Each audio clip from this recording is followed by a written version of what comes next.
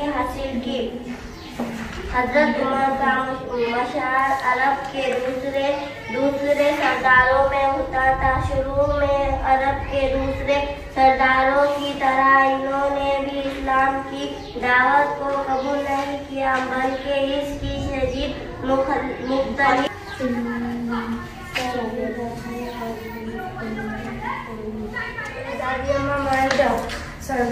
अरे समीना बेटी देखो मेरी छालियाँ खत्म हो गई है, जरा लपक के भवन की दुकान से 1 रुपए की छालियाँ तो ले आ। समीना, दादी मेरे तो पता है तो कि अब्बा ने मेरा दुकान पर और बाजार में जाना बंद कर दिया है, फिर अब 1 रुपए की छालियाँ भी तो नहीं मिलती।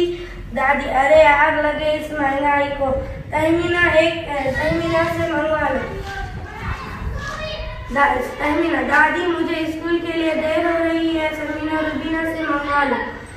दादी, अरे बेटा रुबीना जरा भवन की दुकान से 1 रुपए की छालियाँ तो ले आ। रुबीना, दादी मुझे भी तो स्कूल जाना है, किसी और से मंगवा लो, अम्मा से। अम्मा मेरी चोटी बांध दो, देर हो रही है। रुबीना, दादी अरे कम वक्त तो नाच जाए, तुम्हारे बाबा ने तुम्हें तीनों का दाखिला कर दिया है स्कूल में, एक भी मेरे काम की ना रही, जिसे देखो स्कूल भागी जा रही है। अरे उस स्कूल में जरा सी देर हो जाएगी तो कौन सी कियामत आ जाएगी। अम्मा, रुबीना तो लपक के लिए दादी की छालियाँ। रुबीना, अम्मा इतनी देर से कह रही हूँ मेरी चोटी बांध दो, कोई सुनता ही नहीं। अम्मा, अरे समीना जल्दी से इसकी चोटी बांध दे। समीना, अम्मा मुझे दूसरे खलीफा थे, इनके वालिद का नाम खत्ताब था। हजरत उमर पास किस फकीर ने शायद से खिड़की की चिन्हों में शायद परछाया, जिनसे देखकर सदर दादी माई तेरी बेटा हुई।